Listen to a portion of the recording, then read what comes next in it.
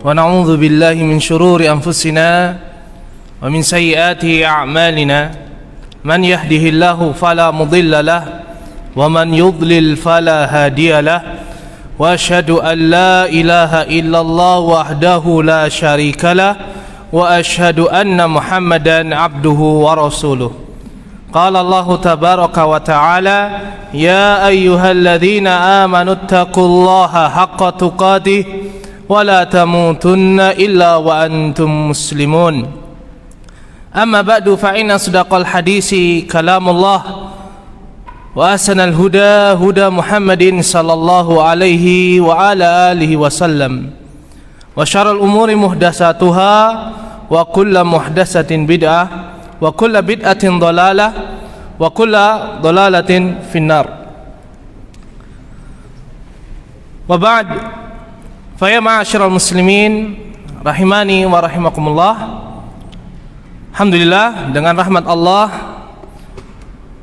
kita masih diberikan banyak sekali nikmat yang Allah harapkan nikmat tersebut menjadikan kita sebagai hamba Allah yang beribadah hanya kepadanya. Dan dengan nikmat Allah yang sangat banyak itu, kita bisa bersyukur kepada Allah sehingga nikmat itu senantiasa Allah tambahkan. Dan tidak mungkin kita bersyukur melainkan dengan pertolongan Allah, dengan nikmat Allah yang lain. Sebesar apapun usaha kita untuk bersyukur, apabila Allah tidak menolong kita, tanpa nikmat Allah, maka sekali-kali kita tidak akan mampu untuk mensyukuri nikmatnya. Ma'asyiral muslimin, azani wa azzakumullah, kita masih melanjutkan membaca risalah sederhana ini, bekal untuk setiap pendidik. Dan kita masih di bagian yang kedua tentang metode pendidikan dan pengajaran Nabi sallallahu alaihi wasallam. Sebelum kita masuk melanjutkan materi ini ada oleh-oleh, ada beberapa kitab. Saya mau ngasih, tapi dengan pamrih ya. Yang bisa jawab ya saya kasih insyaallah.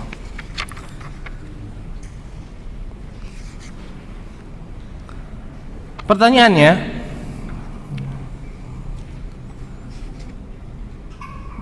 tentang metode pendidikan dan pengajaran Nabi sallallahu alaihi wasallam. Kemarin kita sudah membaca ada 9 metode pendidikan dan pengajaran Nabi sallallahu alaihi wasallam. Sebutkan satu metode beserta dalilnya. Monggo. Siapa? Satu saja dari 9 itu yang kita sudah sampaikan. Ya, buku sudah kami bagikan, tinggal murojaah, apa yang ada di hati coba diungkapkan. Insyaallah dapat ini. Siapa? Tawaduk semua?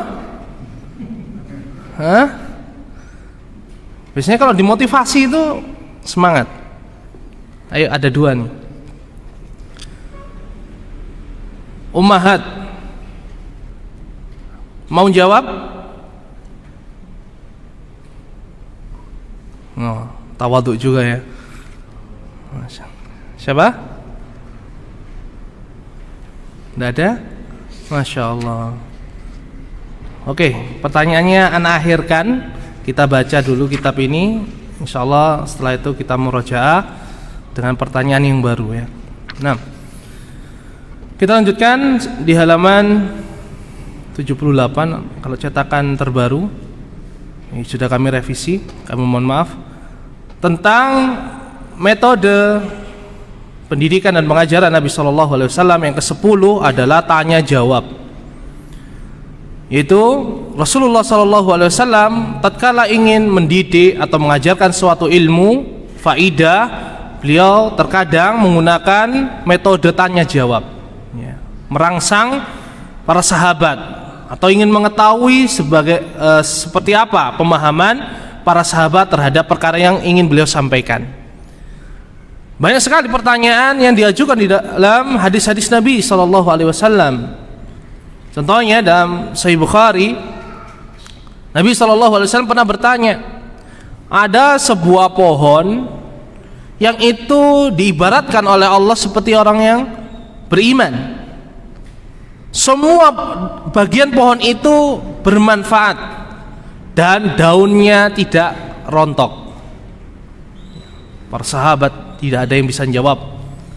Ada satu sahabat yang terbetik di dalam hatinya jawabannya adalah pohon kurma, yaitu sahabat Abdullah bin Umar radhiyallahu taala anhuma.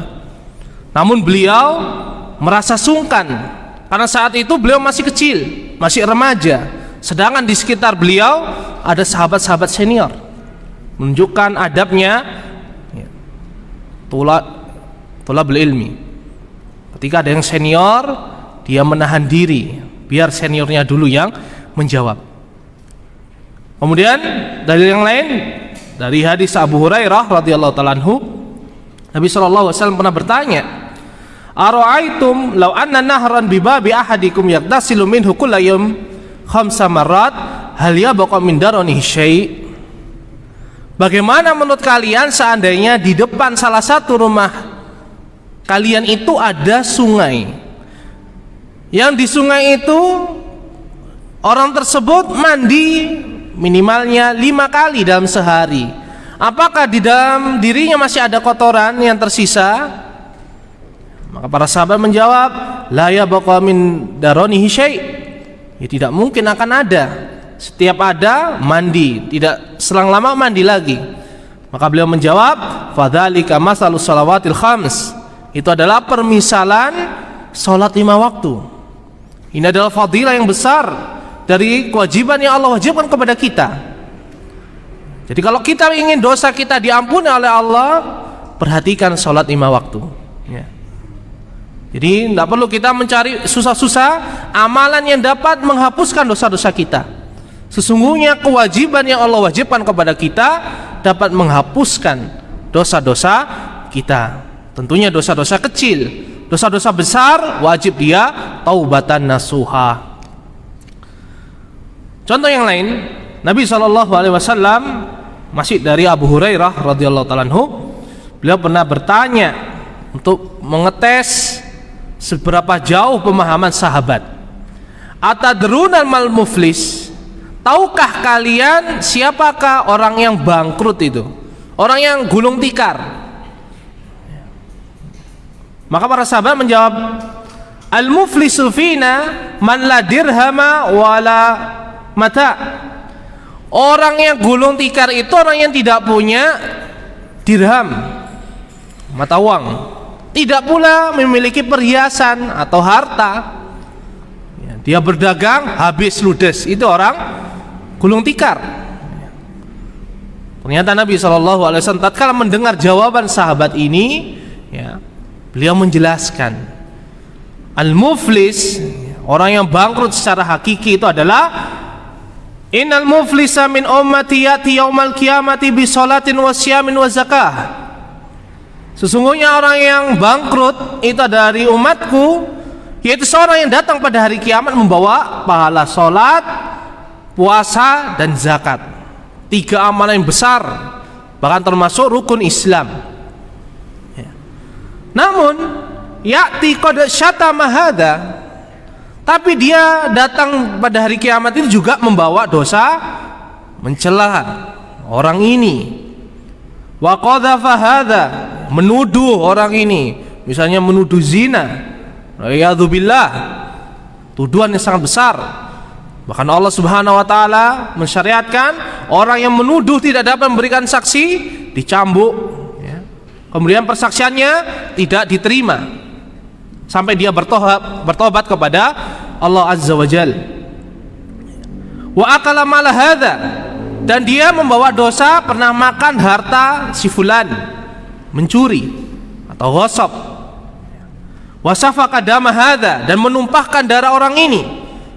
Wa daraba hadza, dan memukul, ya, menampar. Biasanya ini suami ini, mentang-mentang suami berkuasa seenaknya sendiri apa? Anaknya dipukul, ya, istrinya apalagi, ya, apalagi sangat miris seorang laki-laki menampar wajah seorang istri. Tidak pantas ya, karena dia seorang pemimpin. Setelah mukul, malamnya kumpul. Ini adalah sesuatu yang tercela. Dia membutuhkan wanita tersebut, maka hendaknya dia wa ashiruhunna bil ma'ruf, mestinya pergauliah dia dengan baik, yang ma'ruf, ya, dimuliakan, karena Allah telah memberikan mandat yang besar kepada seorang suami untuk mendidik, bukan untuk memukulinya. Bahkan seandainya seorang istri nuzuz, durhaka kepada suami, tidak semerta-merta langsung dipukul, ada tahapannya. Memberikan mauidhah, ya, kemudian pisah ranjang, baru kalau setelah itu ndak jera boleh kita mukul. Dan para ulama menjelaskan, dan tidak ada perselisihan, pukulannya bukan pukulan di wajah atau pukulan yang menyakitkan, melukai, tapi pukulan takdib, untuk pembelajaran agar istri faham bahwasanya dia telah melakukan kesalahan, biar suami nampak bahwasanya dia adalah seorang pemimpin yang tidak boleh diingkari dalam permasalahan yang ma'ruf. Ini adalah jalan Islam. Tapi sayangnya, ya, sinetron-sinetron pun telah membuat, ya, cuci otak kepada kaum muslimin. Nas'alullah salam wal afiyah. Jadi muflis, kata Nabi SAW, ya, dengan tanya jawab kepada sahabatnya, menjelaskan bahwasanya muflis kalau di dunia ya seperti yang kalian katakan, yang tidak punya harta, tidak punya perhiasan, perdagangannya bangkrut. Adapun muflis pada hakikatnya pada hari kiamat adalah orang yang membawa pahala. Mestinya dia panen, tapi dia bagi-bagikan. Kata Nabi SAW, fayu'ta hadha min hasanatihi wa hadha min hasanatihi. Maka diberikanlah pahala orang yang tadi membawa pahala sholat, puasa, zakat yang sangat besar itu, dibagi kepada orang yang dipukulinya, diambil hartanya, kemudian dicaci maki, dituduh, seterusnya. Fa in faniyat hasanatuhu qabla ayyuqda ma alaihi, apabila kebaikannya sudah habis tapi masalahnya masih banyak. Ibaratnya kita membawa uang bayar hutang, ternyata yang milik hutang ini masih banyak, belum selesai. Apa kata Nabi? Ukhidha min khotoyahum faturihat alaihi. Maka dosa-dosa orang yang dizoliminya di dunia itu diambil dan ditimpakan kepada orang muflis tersebut. Itulah hakikatnya orang yang bangkrut. Tidak apa-apa kita bangkrut di dunia, tapi jangan sampai kita bangkrut di akhirat. Ini adalah contoh bahwa Nabi SAW mengajarkan adab, mengajarkan pentingnya haknya seorang anak Adam dihormati, yaitu tentang kehormatannya, kemudian hartanya, darahnya, dengan cara soal jawab. Kemudian yang ke-11 termasuk metode pendidikan Nabi SAW adalah menghafal. Menghafal termasuk metode Nabi SAW. Allah Azza wa Jalla menyebutkan dalam surat Al-Ankabut ayat 49, bal huwa ayatum bayyinatun fi suduril ladzina utul ilm. Sebenarnya Al-Quran itu adalah ayat-ayat yang nyata di dalam dada orang-orang yang diberi ilmu. Di sini jelas Allah Subhanahu wa taala mengatakan ilmu Al-Quran dihafal, bukan di kepala, tapi sudur, yaitu di dalam dada. Wa ma yajhadu bi ayatina illa dzalimun, dan tidak ada yang mengingkari ayat-ayat kami kecuali orang-orang yang zalim. Dari ayat ini Allah Subhanahu wa taala mengisyaratkan bahwasanya ilmu Al-Quran dimiliki oleh seorang hamba itu dengan menghafal, sehingga Allah berikan hafalan di dada-dada mereka. Kemudian Nabi SAW juga memotivasi kita untuk menghafal. Dan sebagian para sahabat pun juga ada yang menghafal hadis-hadis Nabi sallallahu alaihi wasallam, semisal Abu Hurairah radhiyallahu ta'ala anhu, Ummul Mukminin Aisyah, Anas bin Malik, Abdullah bin Umar, Abdullah bin Abbas, Abdullah bin Amr bin Al-As radhiyallahu anil jami'. Nabi sallallahu alaihi wasallam memotivasi umatnya agar menghafal. Misalnya dalam hadis diriwayatkan oleh Imam Ahmad, Abu Dawud, Tirmidzi dan yang lainnya, naddarallahu imra'an sami'a minna hadisa. Semoga Allah memberikan keindahan wajah bagi seorang yang mendengar hadis. Nabi SAW menyebutkan ucapan beliau sebagai hadis. Penting kita memiliki mustalah syar'i yang itu diucapkan oleh Allah dan Rasulnya SAW. Fahafidhahu hatta yuballighah. Lantas dia menghafalnya, kemudian dia menyampaikan hafalannya tersebut. Farubba hamil fikhin ila man huwa afqahu minhu. Dan terkadang ya, atau berapa banyak pembawa ilmu itu menyampaikan kepada yang lebih faham. Ya. Warubba hamil fikhin laisa bifaqih. Dan berapa banyak ya, dan terkadang orang yang membawa ilmu itu tidak lebih faqih daripada orang yang diberitahu atau yang diajarkan ilmu. Ini pentingnya kita apa? Duduk di majelis taklim sehingga saling memberikan nasihat ya, tentang ilmu ini. Dan menghafal adalah tanda Allah Subhanahu wa taala memberikan kebaikan kepada seorang hamba. Maka apabila kita perhatikan para ulama, mereka ada yang memiliki hafalan yang sangat kuat. Hafalan yang sangat kuat, semisal Imam Bukhari. Bahkan beliau menghafal hadis yang sahih, bisa membandingkan mana yang sahih dan dhaif. Bahkan tatkala sanadnya, ya, ini ketika beliau diuji oleh 100 ulama, sanadnya dicampur, beliau mampu untuk membedakan, membetulkan sanad ini dengan matan ini dan itu, sehingga tidak berlebihan apabila Ibnu Hajar Al-Asqalani rahimahullah al-Hafidh itu mensifati Imam Bukhari dengan Jabalul Hifdz, gunungnya hafalan ya. Nih. Dan Abdullah bin Umar radhiyallahu ta'ala anhuma pernah berkata kepada Abdurrahman ibnu Sakhar Ad-Dausi, yaitu Abu Hurairah, "Ya Abu Hurairah, anta kunta al-zamana li Rasulillah sallallahu alaihi wasallam wa ahfadhana li hadisihi." Ini pujian beliau terhadap Abu Hurairah. Wahai Abu Hurairah, engkau adalah seorang yang paling sering mendampingi Nabi sallallahu alaihi wasallam dan yang paling banyak hafalan hadisnya. Ini pujian. Dan seseorang apabila menghafal untuk dalam rangka dia belajar, maka Allah akan mudahkan dia untuk memahami ilmu. Oleh karena itu termasuk adab penuntut ilmu, ketika dia mempelajari suatu bidang, maka dia harus menghafal mulai dari kitab matan-matan.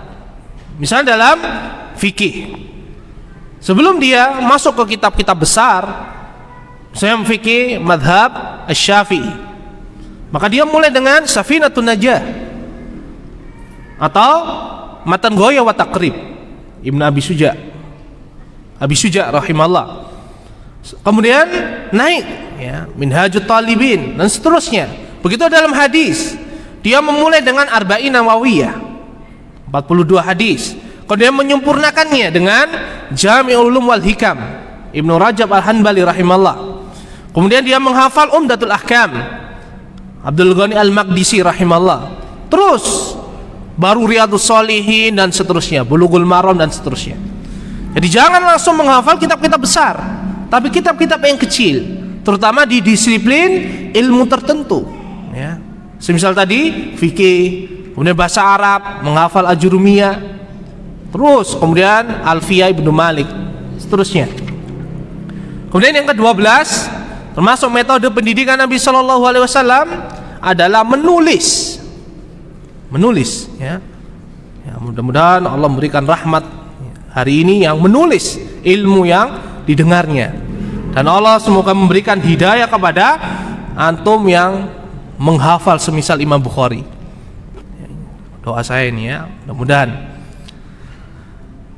menulis di dalam Islam meskipun bukan adatnya orang Arab saat itu, tetapi orang yang menulis memiliki kelebihan, memiliki fadilah di atas orang-orang yang hanya mengandalkan hafalannya saja. Ya. Karena didapati ternyata di kalangan para sahabat ada sahabat yang Rasulullah SAW perintahkan untuk menulis wahyu. Ya. Semisal Utsman ibn Affan, kemudian Muawiyah ibn Abi Sufyan, Zaid ibn Sabit. Ini sahabat-sahabat yang bisa menulis. Bahkan Nabi SAW juga memerintahkan Abdullah bin Amr untuk menulis hadis. Padahal beliau SAW saat itu melarang sahabatnya menulis Al-Quran dan hadis, khawatir untuk tercampurnya antara Al-Quran dan hadis. Tapi khusus untuk Abdullah bin Amr, Rasulullah SAW tetap memerintahkan. Misalnya apa yang diriwayatkan oleh Abdullah bin Amr sendiri, beliau mengatakan, kuntu aktubu kulla syai'in asma'uhu min Rasulillah sallallahu alaihi wasallam uridu hifdhahu. Dahulu aku senantiasa menulis setiap apa saja yang aku dengar dari Rasulullah sallallahu alaihi wasallam yang aku inginkan untuk menghafalnya. Fanahatni Quraisy, tapi orang-orang Quraisy melarangku. Mereka mengatakan, ataktubu kulla syai' tasma'uhu wa Rasulullah sallallahu alaihi wasallam basyarun yatakallamu fil ghadab war ridha. Abdullah, apakah kamu akan menulis setiap yang kamu dengar, sedangkan Rasulullah itu manusia biasa yang dia berbicara kadang-kadang dalam keadaan marah, kadang-kadang dalam keadaan ridha. Kata Abdullah bin Amr, fa amsaktu anil kitab, maka waktu itu saya berhenti dulu menulis, mengganggu ucapan orang-orang Quraisy ini. Kenapa? Rasulullah SAW adalah seorang manusia biasa. Qul innama ana basyarum mislukum, dan soal Kahfi, katakanlah wahai Muhammad bahwasanya aku ini adalah manusia biasa seperti kalian. Maka beliau pun melapor kepada Nabi SAW. Fadzakartu dzalika li Rasulillah sallallahu alaihi wasallam. Aku pun menceritakan perkara tersebut kepada Rasulullah sallallahu alaihi wasallam. Fa auma'a bi usbu'ihi ila fihi. Kemudian beliau memberikan isyarat kepada lisannya, mulutnya. Faqala uktub. Beliau mengatakan kepada Abdullah ibnu Amr, tidak kepada sahabat lainnya, tulislah wahai Abdullah. Fawalladzi nafsi biyadihi, demi Allah yang jiwaku berada di tangannya, ma yakhruju minhu ila haq, tidaklah keluar dari lisanku ini melainkan sesuatu yang pasti benar. Karena Allah juga mengatakan dalam surat An-Najm, wa ma yantiqu 'anil hawa in huwa illa wahyu yuha. Tidaklah yang diucapkan oleh Nabi itu adalah dari hawa nafsunya. Beda dengan kita, kadang-kadang keluar dari hawa nafsu, kadang-kadang kita mencari pembenaran dari kesalahan kita, kadang-kadang kita berbohong untuk menutupi aib kita. Adapun Nabi SAW tidak mungkin melakukan itu, pasti Allah akan tegur. Oleh karena itu di sini Nabi SAW memerintahkan Abdullah bin Amr ibn al-As radhiyallahu anhuma untuk senantiasa tetap menulis. Meskipun beliau tidak meralat ucapan beliau, perintah beliau untuk melarang menulis hadis beserta Al-Quran jadi satu. Tapi khusus untuk Abdullah bin Amr, beliau perintahkan hal tersebut. Kemudian ma'asyiral muslimin rahimani wa rahimakumullah, yang ke-13 adalah evaluasi, ujian. Ya. Ujian. Dan ini bukan bid'ah. Ujian di dalam thalabul ilmi, imtihan bukan termasuk perkara bid'ah sebagaimana yang disangka oleh sebagian saudara kita. Nasallallahu al-hidayah wassabat. Semisal dalilnya hadis Al-Bara ibnu Azib radhiyallahu anhu. Tatkala beliau di hadapan Nabi sallallahu alaihi wasallam, beliau pernah mensetorkan hafalan doa. Jadi kita perlu menghafal doa-doa yang diajarkan oleh Allah. diajarkan oleh Rasulullah sallallahu alaihi wasallam. Dan di sini Al-Bara' bin Azib mengulangi yang diajarkan oleh beliau kepada beliau, ya, kepada Nabi sallallahu alaihi wasallam. Qala Nabi sallallahu alaihi wasallam, beliau mengatakan kepada Al-Bara' bin Azib, "Idza ataita mad'ajaka fatawadda wudu'aka lis-shalah." Apabila engkau mendatangi tempat perbaringanmu, tempat tidurmu, maka berwudulah sebagaimana wudu'mu untuk salat. Summa taji ala syikkikal aiman. Kemudian tidurlah di sisi tubuhmu yang sebelah kanan. Summa qul, kemudian ucapkan, Allahumma aslamtu wajhi ilaik. Ya, ini doa yang diperintahkan oleh Nabi sallallahu alaihi wasallam kepada Al-Bara' bin Azib. Fa wadda'tu amri ilaika wa alja'tu dhahri ilaika raghbatan wa rahbatan ilaika. La malja'a wa la manja minka illa ilaik. Allahumma amantu bi kitabika alladhi anzalta wa bi nabiyyika alladhi arsalta. Fa in mutta min lailatika fa anta 'alal fitrah. Kata Nabi SAW, apabila kau mengucapkan ini, kemudian kamu mati pada malam itu, maka engkau mati di atas fitrah, yang di atas agama Islam. Waj'alhunna akhira ma tatakallamu bih. Maka jadikanlah doa tersebut ucapan terakhirmu sebelum kau tidur. Qala, kemudian Al-Bara' bin Azib mengatakan, faraddatuha 'ala Nabi sallallahu alaihi wasallam, maka aku pun mengulangi doa yang Nabi SAW ajarkan. Falamma balagtu Allahumma amantu bi kitabika alladhi anzalta, maka tatkala aku sampai murojaahnya kepada Nabi SAW di bagian Allahumma amantu bi kitabika alladhi anzalta, qultu wa rasulika. Tadi binabiyika, tapi Al-Bara' bin Azib merubah lafadznya dari nabiyika menjadi rasulika. Maka qala Nabi sallallahu alaihi wasallam, la, enggak begitu Al-Bara', wa nabiyika alladhi arsalta, tapi dengan lafadz nabiyika arsalta. Rasulullah memberikan istidrak, ya, koreksi terhadap doa yang dihafal oleh Al-Bara' bin Azib. Dari hadis ini yang diriwayatkan oleh Imam Bukhari, Imam Muslim, Imam Ahmad dan yang lainnya, memberikan kita faidah bahwasanya doa yang diajarkan oleh Allah, doa yang diajarkan oleh Nabi SAW, hukum asalnya adalah tauqifiyah, tidak boleh dirubah. Misalnya kita tatkala tasyahud, ya, kita membaca salawat Ibrahimiyah, Allahumma sholli ala Muhammad wa ala ali Muhammad, begini adalah yang diajarkan oleh Nabi SAW. Maka tidak pantas kita menambahkan meskipun maknanya sahih diucapkan oleh Nabi SAW dengan mengucapkan Allahumma sholli ala sayyidina Muhammad, ya. Allahumma sholli ala sayyidina Muhammad wa ala ali sayyidina Muhammad kama shallaita ala sayyidina Ibrahim wa ala ali sayyidina Ibrahim innaka Hamidum Majid. Kita cukup dengan apa yang diajarkan Nabi SAW. Bagaimana seandainya Nabi SAW mengetahui doa yang semisal itu diucapkan oleh umatnya? Al-Bara' bin Azib merubah lafadz wa nabiyyika alladhi arsalta, itu Rasulullah mengoreksinya. Bagaimana dengan zikir-zikir yang ada yang dibuat oleh kaum muslimin sekarang? Oleh karena itu para ulama hadis, muhaddisin, semoga Allah menjaga mereka dan merahmati mereka, mereka mensterilkan hadis-hadis Nabi SAW dari tambah-tambahan yang tidak ada dasarnya dari Nabi SAW. Kita bisa cek misalnya kitab-kitab yang ditulis oleh Syekh Al-Albani rahimahullah.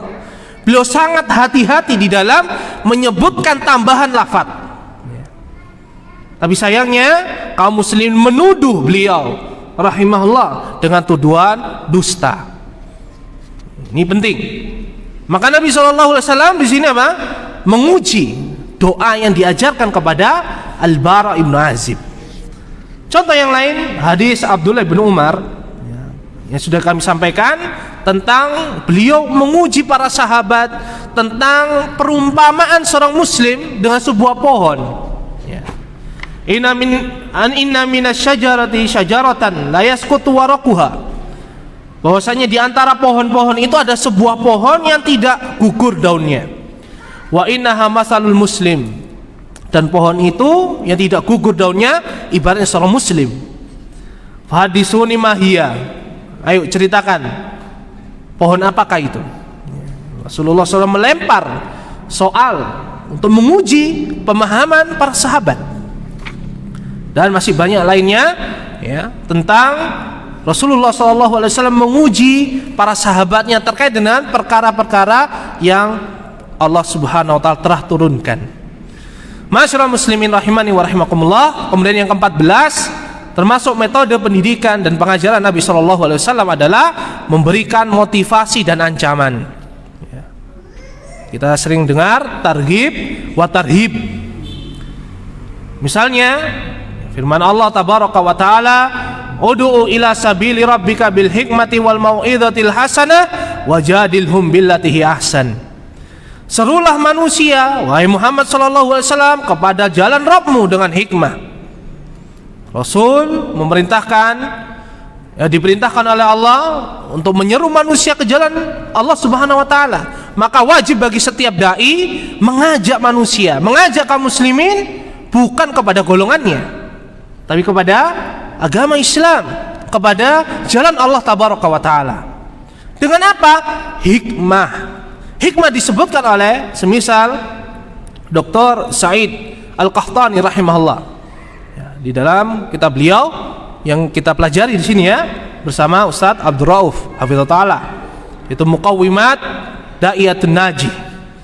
Bahwasanya hikmah maknanya di sini adalah dalil ya, menempatkan dalil pada tempatnya. Jadi kita menyeru manusia dengan dalil. Ini salah satu tafsir al-hikmah. Karena al-hikmah ada beberapa tafsir. Tafsir yang lain adalah as-sunnah. Wal mau'izatil hasanah, dengan pelajaran yang baik, yaitu disebutkan oleh para ulama tafsir adalah dengan nasihat. Nasihat apa?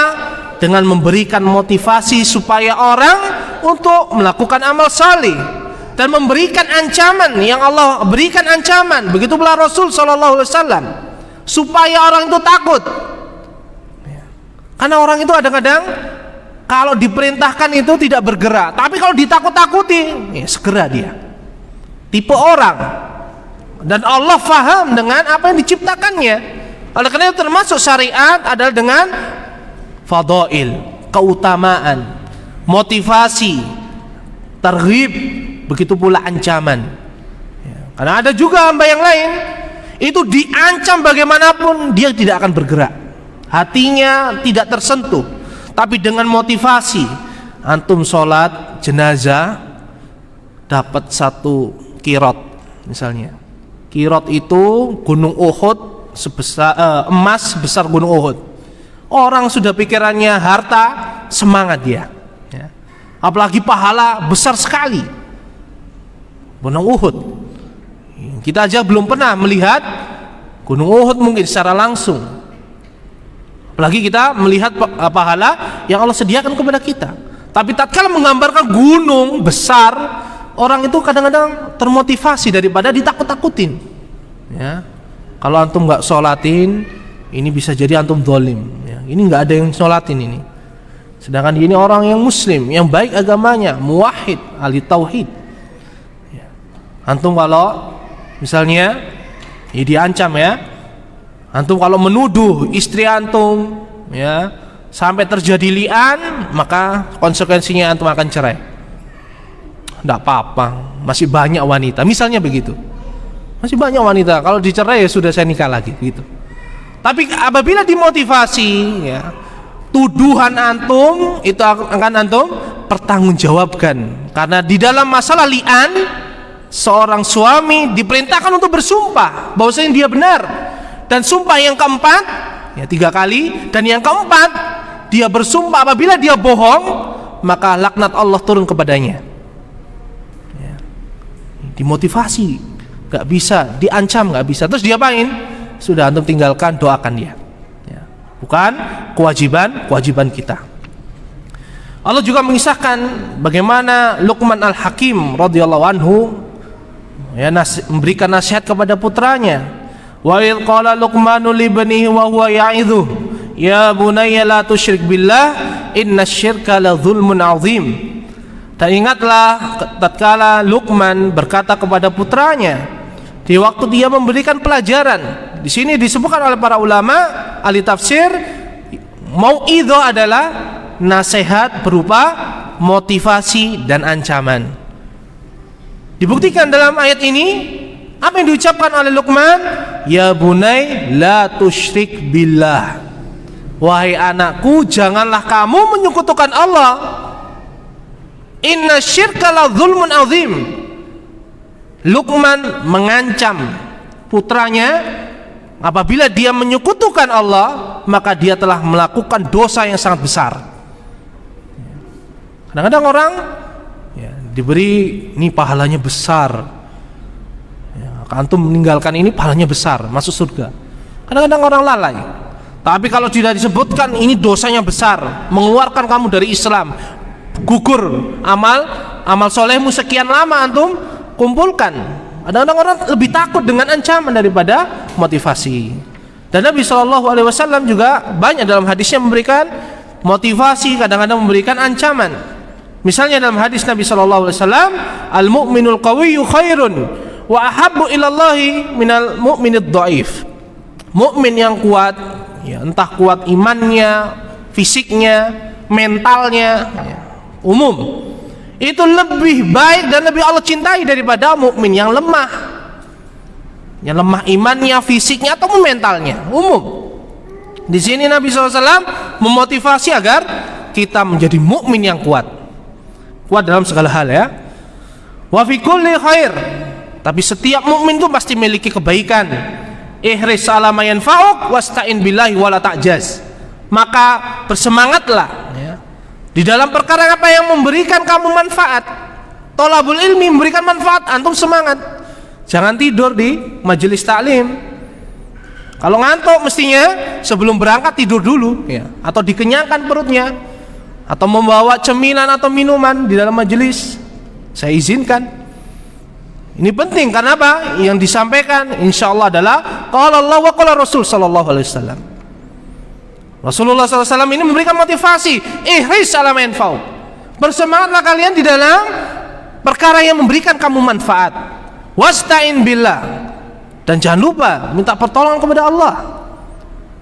Wala ta'jaz. Rasulullah memberikan peringatan, jangan lemah, jangan malas, jangan berleha-leha. Wa in asabaka syai' fala taqul law anni fa'altu kana kadza wa kadza. Janganlah apabila seorang kalian itu tertimpa sesuatu yang tidak disenangi, kemudian dia mengucapkan seandainya aku tidak melakukan ini, niscaya aku akan begini dan begitu. Ya, misalnya saya tidak nikah dengan si fulanah, saya akan nikah dengan alanah, misalnya begitu. Jangan seperti itu. Ini adalah kata Nabi SAW, walakin qul qadarullah wa ma syaa fa'al. Tapi ucapkanlah ini adalah semuanya karena takdir Allah, dan apa yang Allah takdirkan akan terjadi. Fa inna law taftahu amala asyaitan. Karena ucapan law seandainya terkait dengan takdir Allah tabaraka wa taala itu membuka pintu perbuatan syaitan yang menjerumuskan kita tambah menyesal. Bukan move on, tapi apa? Menyesal, sedih terus menerus, tidak bergairah di dalam mentaati Allah tabaraka wa taala. Ini akibatnya dari seandainya. Begitu pula dalam masalah mencari rizki.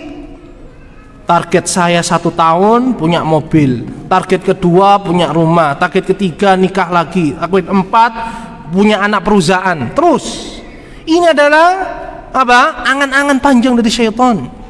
Mestinya dia ini nambah uang saku anak, mondokkan anak, nafkahnya ditambah biar tambah solihah misalnya. Kemudian umroh, haji, menghajikan tetangga, menghajikan saudaranya, terus seperti itu misalnya. Ini yang lebih baik daripada sekedar angan-angan panjang terkait dengan dunia. Ini nasihat bersama ya. Ini contoh yang diterapkan oleh Nabi Sallallahu Alaihi Wasallam. Bagaimana kita mempraktekkan kepada anak-anak kita?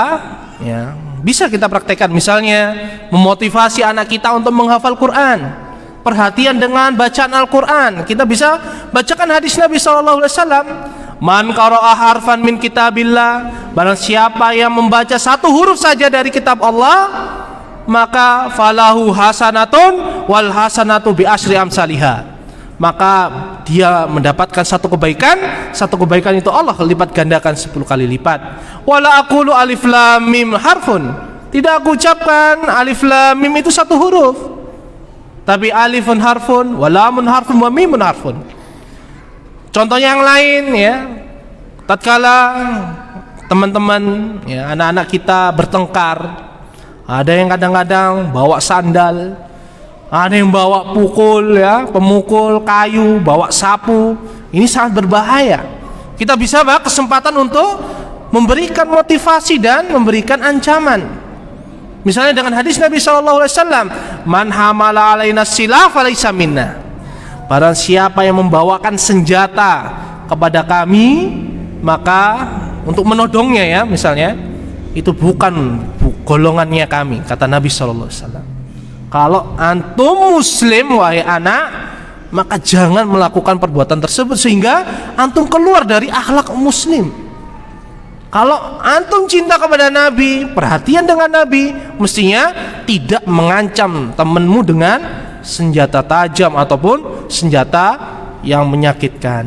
Ini motivasi ya dan ancaman kepada anak kita. Wallahu ta'ala alam. Kemudian yang ke-15, metode pendidikan Nabi adalah berkisah, cerita, dongeng. Tapi tidak boleh fiktif ya, tidak boleh dengan fiktif. Tapi kisahkan dengan pelajaran, kisah-kisah yang nyata di dalam Al-Quran. Semuanya pasti ilmiah, pasti mengandung keimanan, fawaid yang sangat besar. Para ulama menjelaskan dalam satu kisah saja banyak sekali faedah yang harus ya difahami oleh seorang muslim, yang bisa diambil. Kalau kitab-kitab tafsir itu rata-rata berjilid-jilid ya, berjilid-jilid. Ikhwanana rahimani wa rahimakumullah, dan telah kita ketahui bersama di Al-Quran itu ya, sepertiganya itu adalah kisah ya. Dan tidak hanya sekedar kisah, tetapi di dalam kisah tersebut Allah sampaikan hukum, Allah sampaikan tauhid ya, dan ancaman bagi orang-orang yang melakukan kesyirikan dan seterusnya. Ini adalah perkara yang tidak tersamarkan lagi bagi setiap muslim dan muslimah. Dan Nabi SAW juga sering di dalam hadis-hadisnya menceritakan kisah-kisah yang telah terdahulu. Misalnya 3 orang yang terkurung di dalam gua ya. Kemudian kisah-kisah yang akan datang, Rasulullah menggambarkan bagaimana Isa alaihissalam turun dari langit untuk membunuh Dajjal, bagaimana Ya'juj dan Ma'juj keluar untuk memerangi manusia ya. Ini penting, dan anak-anak suka sekali dengan kisah. Yang penting kita kisahkan dengan kisah yang sahih, bukan fiktif. Kemudian kita racik ya, dengan bahasa yang mudah dimengerti, gimmick ya, yang menyenangkan. Jangan seperti baca koran ya. Anak-anak nggak suka ya, karena dia sudah biasa lihat televisi, lihat YouTube ya, bergerak ya. Kalau kita ceritanya ya nak gini dulu tuh, sudah monoton, anak-anak sudah nggak suka karena zamannya sudah berbeda. Ini zaman anak milenial ya, yang sudah dicekoki dengan YouTube dan siaran-siaran gambar itu bergerak. Maka kita pun hendaknya memberikan kisah itu dengan semangat ya, dengan gimmick, postur, gestur tubuh dan seterusnya. Wallahu alam. Kita dengarkan adzan dulu. Wassallallahu wasallam ala nabiyina Muhammad walhamdulillahirabbil alamin.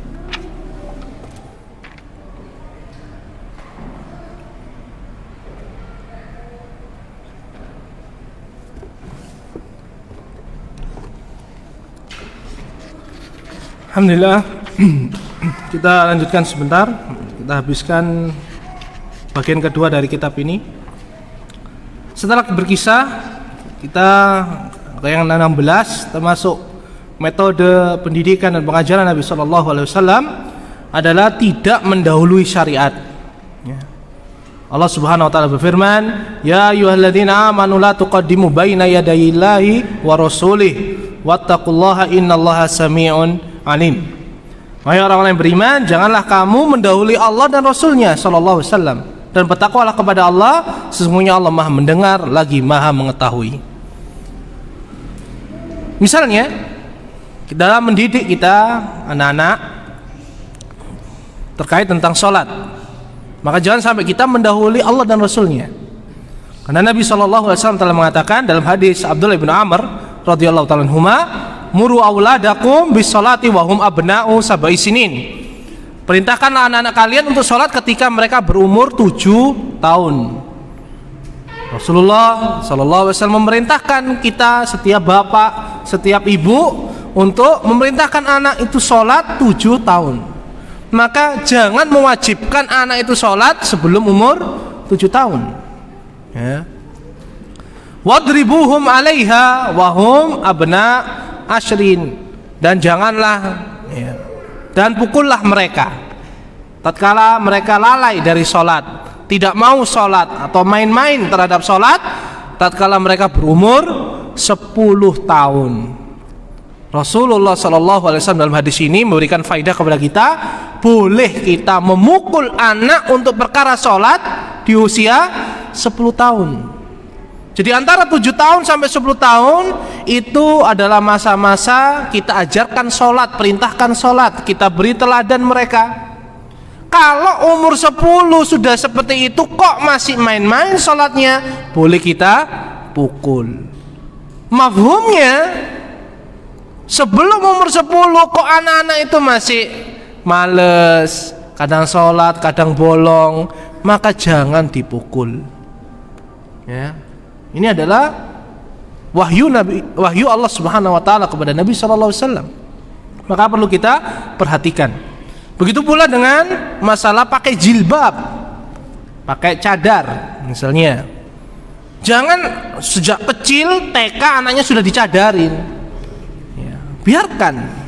Bahkan sebagian para ulama memerintahkan untuk apa? Memberikan anak itu biar kelihatan cantik dia. Ketika ketemu laki-laki ajnabi tidak apa-apa, karena mereka belum dianggap auratnya kecuali 2 lubang. Untuk apa? Biar orang itu tahu si fulan punya anak perempuan cantik, pendidikannya orang tua ini insya Allah baik. Ketika gede, ini loh, dulu itu ada bapak ini punya putri, kamu masih ingat? Oh iya, yang cantik itu ya, yang pendidikannya bagus, ya silakan nador kalau mau nikah. Itu. Jadi apa? Nggak perlu biru jodoh, ya. Ini jangan dari kecil dicadarin, ya, dipaksa apalagi. Jangan. Sehingga sehingga ketika dewasa mereka sudah bosen. Masa-masa untuk menikmati pemandangan, ya. Kemudian orang-orang dari kecil, ini anaknya siapa?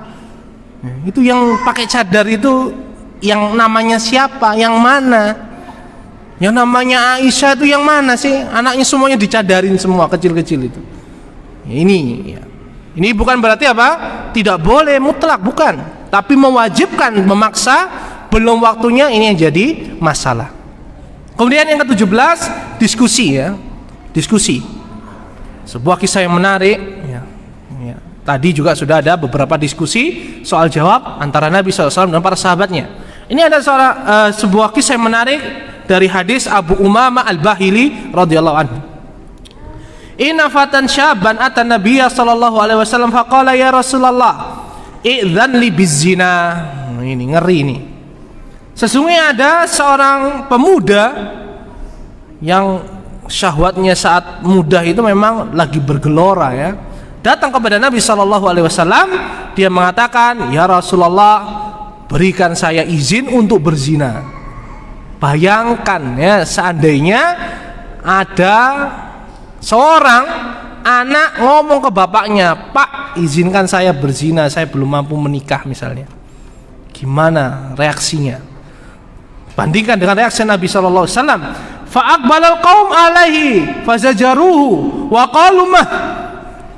Maka tiba-tiba orang-orang yang ada di sekitar Nabi itu berikan lemparan pandangan. Maksudnya apa? Mencemooh. Ini ngomong apa ini? Zina itu sepakat sebelum datangnya risalah sampai datangnya risalah itu haram, hina. Tidak ada satupun yang mau dizinai istrinya, ibunya, adiknya, kakaknya. Ini tiba-tiba datang minta izin untuk berzina. Mereka mengatakan, "Mah, apa yang kamu tanyakan? Apa yang kamu minta itu?" Apa sikapnya Nabi? Faqala udnu. Biarkan dia mendekat. Dekatlah ke sini. Fanada minhu qariban. Kemudian Rasulullah mintanya untuk duduk. Faqala fajalasa qala atuhibbu li ummika. Rasulullah mencoba menghadapi anak yang syahwatnya lagi bergelora, yang belum mampu menikah, memberikan solusi, bukan polusi, bukan celaan. Apakah kamu suka apabila zina itu terjadi pada ibumu? Rasulullah mengajak berpikir, karena pemuda itu pintar, akalnya sudah mulai sempurna. Maka dia mengatakan, la wallahi ja'alani Allahu fidaka. Ya Allah, tidak wahai Rasulullah, nggak mungkin saya ridho ibu saya dizinai. Maka Rasulullah SAW mengulang, fatuhibbuhu libnatika. Apa kamu senang seandainya zina itu terjadi pada putrimu nanti, kalau kamu punya anak perempuan? Maka dia mengatakan, la ya Rasulullah, wallahi, demi Allah tidak, saya nggak ingin anak saya dizinai. Kemudian Rasulullah menjawab lagi, mengajak berpikir, afatuhibbuhu li ukhtika. Apa kamu senang apabila zina itu menimpa saudarimu? Dia pun mengulangi, sama tidak senang. Bibimu sama tidak senang. Maka kata Nabi SAW, walan nasu yuhibbunahu li khalatihim. Fawadu ayadahu alaihi wa qala Allahumma fir dhanbahu wa tahhir qalbahu wa hassin farjahu falam yakun ba'du dhalikal fata yaltafitu ila syai'. Kata Nabi SAW, kalau begitu tidak ada seorang pun yang ingin kerabatnya, keluarganya, anaknya dizinai. Maka kamu jangan berzina kepada mereka. Diajak berpikir, tidak langsung dijawab. Seandainya beliau mampu juga beliau akan lakukan, tapi beliau dengan hikmahnya, dengan pemahaman beliau terhadap psikologi yang bertanya. Bisa saja kan Rasulullah menjawab, la taqrabuz zina inna zina la taqrabuz zina innahu kana fahisyatan wa sa'a sabila. Bisa saja Nabi SAW membacakan ayat itu, tapi beliau tidak melakukannya. Menunjukkan apa? Rasulullah mendekati dengan psikologi persuasif, personal. Kemudian Rasulullah SAW mendoakan, ya Allah, ampunilah dosa pemuda ini. Dia syahwatnya sedang bergelora. Sucikanlah dadanya dari keinginan untuk berzina dan jagalah kemaluannya. Mestinya kita juga begitu. Apabila ada pertanyaan, kita doakan anak-anak kita. Kita doakan orang-orang yang bertanya kepada kita. Ini sebagai teladan dari Nabi Shallallahu Alaihi Wasallam. Kemudian yang ke-18, termasuk metode pendidikan Nabi Shallallahu Alaihi Wasallam dan pengajarannya adalah bertahap. Pendidikan itu bertahap, tidak langsung. Anak kecil diajarkan sifat salat Nabi beserta rukunnya, kewajibannya, sunnahnya, pembatalnya, kemudian mawaqitus sholat, azan, iqamah, adab-adabnya. Udah pusing santri. Mereka akan jenuh, pusing, bisa kapok belajar agama. Penting ini, Dan para ulama sudah menggariskan apa saja yang harus diajarkan oleh orang tua kepada anak-anaknya berdasarkan hadis Nabi SAW. Mulai dari perkara keimanan, kemudian sholat, berbakti kepada orang tua, disiplin, akhlak yang mulia, ada kaitannya dan kami tidak menyebutkan secara panjang lebar di kitab ini. Kemudian yang ke-19, pendidikan sesuai fitrah, porsinya di usianya penting. Seperti itu tadi, sholat di usia anak-anak, mulai dipukul, dikerasi tatkala akil tamyiz, ketika umur tamyiz, bisa membedakan apa konsekuensi melakukan ini, apa konsekuensi melakukan itu. Dan di sini kami sebutkan beberapa dalilnya. Dan yang terakhir adalah penugasan. Kita berikan tugas kepada anak, kepada peserta didik kita. Misalnya Nabi SAW memberikan penugasan kepada Mu'adz ibnu Jabal radhiyallahu anhu untuk berdakwah ke negeri Syam, negeri Yaman. Ya, ini adalah penugasan. Tetapi tetap kita memperhatikan apakah anak itu mampu atau belum, terutama dalam perkara masalah agama. Karena Nabi SAW telah memperingatkan, ya, man kadzaba alayya muta'ammidan falyatabawa maq'adahu minan nar. Barang siapa yang sengaja berdusta atas namaku, maka silakan dia ambil tempat duduknya di neraka. Maka tatkala kita menugaskan anak kita untuk berdakwah, maka kita berikan pesan kepada mereka, jangan berdusta, jangan mengucapkan sesuatu yang tidak kamu ketahui. Mungkin ini yang dapat kami sampaikan, dapat kita pelajari. Semoga Allah Subhanahu wa taala memberikan manfaat kepada kita. Pertanyaannya, sebutkan salah satu metode dan dalil tentang pengajaran Nabi sallallahu alaihi wasallam. Monggo. Satu saja dari 20. Dalilnya?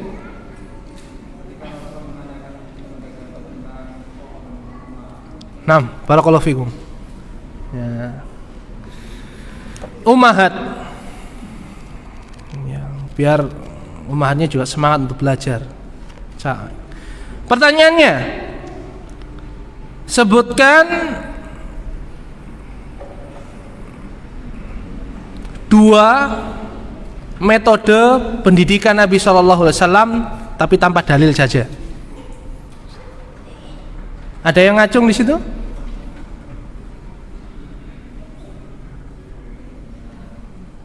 Ada? Tanya jawab dan menghafal, ya. Siapa itu?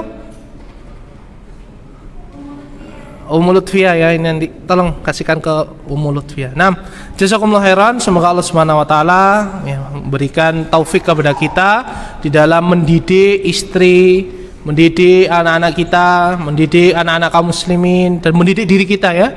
Karena kita semuanya adalah orang yang belajar, orang yang membutuhkan ilmu dan taufik dari Allah Subhanahu wa taala.